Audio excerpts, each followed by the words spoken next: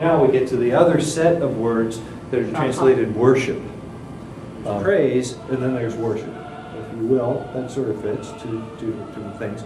The one is exclamatory praise, the other is humble bowing down. Alexander Campbell said, because you're talking to the king, there are two appropriate postures. One is to stand, which we do out of respect. We do that in America too, right? If the president were to come walking into the room, ladies and gentlemen, the president of the United States, we wouldn't sit there. We would stand. In other cultures, they kneel in order to show reverence. This really takes that to an extreme and says, I am completely submissive and completely humbled before you.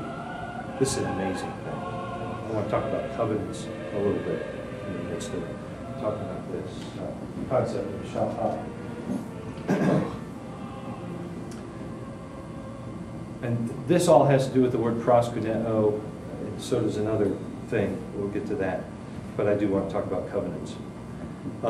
We have several records of Sumerian covenants and other Old Testament covenants. And we see some strange covenants, like Abraham and God, and the cut the animals in half, and the pot comes between them, and God says some things, and think, that's just plain weird. Well, here's what that is saying is, may this be done to me if I don't keep my word. This is how that's done. And by the way, that's why we have friends of the bride, friends of the groom on two different sides, and the bride walks down the middle aisle, because this is a sacred covenant. And what we're saying is, may these people forever be split if we don't keep our word to one another. It's a very sacred vow. When two kings are at war with one another, they are of course enemies. And at some point, the lesser king, is what we'll call him, surrenders to the greater king for the sake of not wiping out all of his people, realizing he's not going to win. He surrenders. And when he does, there's a very specific thing that happens in almost every covenant. It is this: the lesser king comes to the greater king and lies prostrate before him. Being prostrate is the most indefensible position that there is. Because in the first place you have to roll over, and you have to get your weapon, and you have to stand up before you're even in any way. And that takes, depending on your age, perhaps, 3 or 4 minutes. So when the bank robbers come, what do? Everybody on your stomach, everybody get down on your face and your hands out. That's a very vulnerable position, because the person could step on you, could run you through, could whatever, and you can't even defend yourself. So this is what happens. The lesser king comes in this totally vulnerable position to the greater king. And he says certain things, certain sort of standard things. He says, we will not fight against you anymore. We surrender completely unconditionally. Oh, I forgot to say, he gives the train of his robe, his king's robe. He gives that train to the greater king.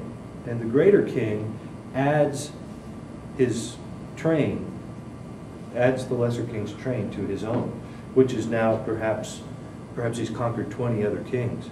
So his robe goes back for a long way as he walks. That's a sign of his authority and his power. So when Isaiah saw the Lord high and lifted up, and the train of his robe filled the temple, he was of course talking about incense and smoke in his presence, but what he was also saying is, he's conquered every king. That's cool. Where's that at? Isaiah what? 6. Isaiah 6. Yeah. That's sweet. Yeah. So the lesser king now, no train to his robe, laying there. He says it's unconditional surrender. My people are your people, and you can do with us as you will. We won't fight or resist anymore. The greater king then lifts the head of the lesser king. Invites him not to lay there prostrate. Okay? Lesser king kisses him on the feet, and he lifts his head. The Lord is the lifter of my head. He lifts my head. And the greater king then says, you need not be afraid. Your people are my people, and I will be your king, and I will protect you as I would my own people. Will provide for you, and all is well. Okay, so all of that. Can you see, that is the essence of every covenant that God made, whether with Adam or Jonah or Noah, or, I said Jonah, I meant Noah, or Abraham, or Moses, or through Jesus. Basically, when we get all the way to the book of Revelation, what's the biggest thing that God is saying there? You will be my people, and I will be your God.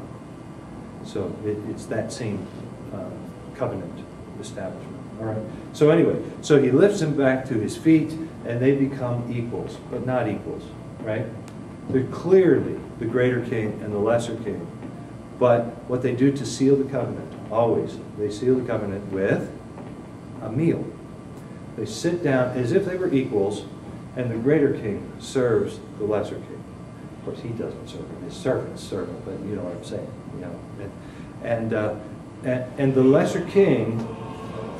Think about what this takes, because kings were pretty paranoid through history. You know, like, okay, I'm going to trust that you're not poisoning my food. I'm going to trust that you're giving me good stuff. And in that same way,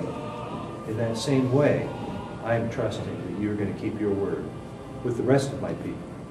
That when you say you'll take care of us, that you really will. And this is a beautiful thing. Okay. So what's the Lord's Supper for us? It's a meal of covenant, right? We have this symbolic meal together. That we eat what he serves us, unafraid, having sealed the covenant. What was the Passover? Same thing. Remember Mount Sinai, when the 70 leaders of Israel were invited by God to go up on the mountain? The same mountain that God said nobody's to touch or go near. He brought them up there, and they had a meal together, and yet they did not die. It says. God fed them that meal. So it was all covenant. It's all about